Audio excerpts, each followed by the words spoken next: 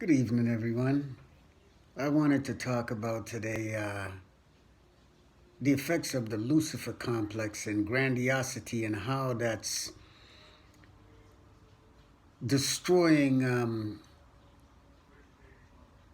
relationships on the planet with individuals and groups um, within society. And I'm going to be taking some material from a book called Facing the Dragon um, by Robert Moore, and Dragon Laws and Spiritual Life. It says, the dragon of unconscious grandiosity roams freely in the attitudes and behaviors of all spiritual traditions and their devotees. Pervasive religious grandiosity and unwittingly, consciously, well intentioned idolatry provides an equal opportunity seduction for the spiritually inclined of all tribes. It is easy to mask prodigious amounts of personal grandiosity as a weak and selfless humility once you have displaced your grandiose energies onto your spiritual tribe. Now, like my interpretation of that is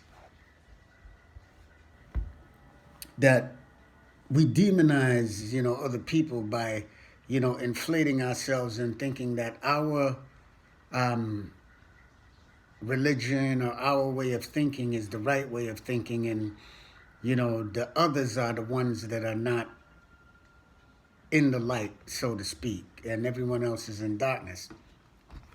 He talks about how spiritual grandiosity issues in grandiose claims for the mandate of one's own spiritual tribe under the assumed aegis of divine reality. I'm assuming there it's like we're, the chosen people of God and you're not. You know what I'm saying? That's pretty much how I'm interpreting this. It says the original conscious intent was simply to work one small part of the divine plan, but the seductive dragon of narcissistic grandiosity soon convinces us that we are the divine plan. The arrogant, exhibitionistic presentation of intuitions or revelations that one tribe has special and exclusive divine approval is one of the most common ways for the energies of hell to be channeled into human history. All spiritual tribes and their devotees are subject to this tendency to believe in their own marketing and to see themselves as legends in their own minds. All right. In this work, he talks about how, the Christians demonize the Jews and the Jews demonize the Muslims, and on and on and on. It doesn't matter who it is. It could be the Republicans demonizing the Democrats, or the left demonizing the right, or vice versa. It's the same thing. It's like, you know, we project, the darkness onto the other. And then we find justification, in our righteous zeal to slaughter the other as the demonic, all right? Because we're projecting, you know, that onto the other.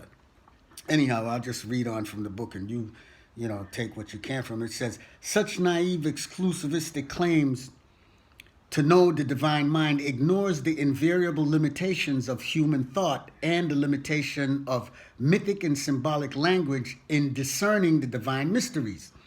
All right? It's like, he goes on further to say that we're looking through a glass darkly. However clearly we think we see things, we don't always see things clearly. All right? We're subject to misinterpretation of things, all right, or misreading. All spiritual traditions and their leaders, without exceptions, are susceptible to the tempting seduction of turning the symbols that mediated the divine presence to them into idols that block the light. And that's pretty much what idolatry is all about.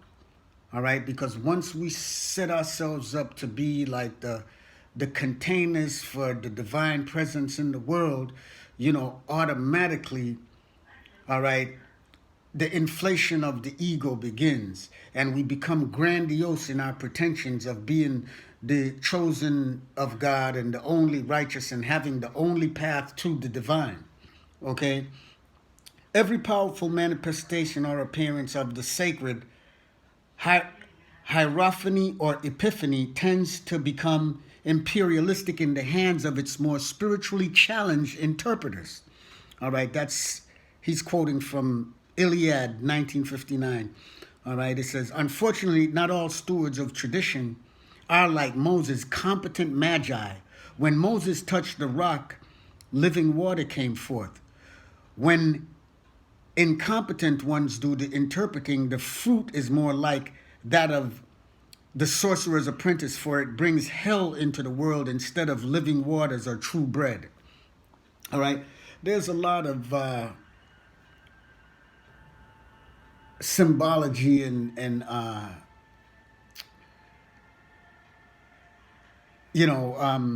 symbolic language here. It's like water is like spiritual blessing, right? We baptize in water and the bread of life, like food to feed the soul. It's not, physical bread, but spiritual bread. Okay. And he goes on further to say, like, let's talk about that a little more, right? We need to be competent magicians in dealing with this religious scriptures that we have available to us in, guiding us into a deeper understanding of the sacred and the divine and our relationship to it. That's the purpose of our existence and our being here. And that's the purpose for me making these videos and all that, so that,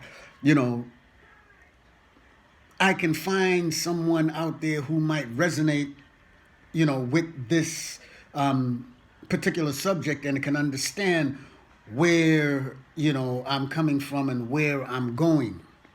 Because I too might be misperceiving things or misinterpreting what I'm reading, so it's good if I share that information with somebody else who might, be able to, point out my blind sides and steer me in the right direction if I'm, going too far to the left or to the right and I'm not dead on center. Okay? It says, those who have no empathy for other people currently misinterpreting their own traditions are likely to be unconscious of their own grandiose claims to exclusive entitlement. Alfred Adler provided the painful truth of this insight. Jewish, Christian, and Islamic traditions have all struggled with this seduction, which each one pointing its finger at the other and denouncing them as bogus pretenders to the role of the elect or true people of God. While most traditions have a sense of the true spiritual warrior and the reality of spiritual warfare against radical evil, not all traditions are equally as vulnerable to the seduction of literalizing a so-called holy war against other spiritual tribes. All traditions know in their mystical core that the true jihad is a spiritual struggle against their own idolatry, especially the desire to replace the authentically divine with the ego's pretentious and self-serving interpretations. Okay, that's pretty deep in itself. It's like, the real jihad is the jihad of the self, and that is even expressed by the Prophet Muhammad himself in talking about the greater jihad, that this physical struggle in the world is the lesser struggle. The greatest struggle is within ourselves. All right, that's the real spiritual warfare. How we deal with these energies and these revelation and the knowing and the coming to to grips with the presence of that power and force within ourselves. All right. The so-called people of the book in the Abrahamic traditions of Judaism, Christianity, and Islam are particularly tempted towards idealizing and acting out their sense of special election in violent ways. These claims historically have not been just to a place in heaven, but made to justify appropriating the lands of other people and then refusing to share with them the bounty of the earth in peace, prosperity, and mutual affection. We will know that the peoples of the book have faced this shared issue when they start working together. No, we will know that the people of the book have faced this shared issue when they start working together to solve the problem of the holy city of Jerusalem. It should be clear that the political authority over Jerusalem is the real problem. The spiritual grandiosity of all the parties involved is the real obstacle to a peaceful, cooperative solution. Now, that's the challenge. You know, when we realize that the real struggle is not against flesh and blood, all right, but our interpretations of the reality of the sacred and the divine. And its presence not only in ourselves, but if we can see the presence of the sacred and the divine in the other, you know, then we'll be making some serious headway. And I think that's what this work is dealing with, all right, because it talks about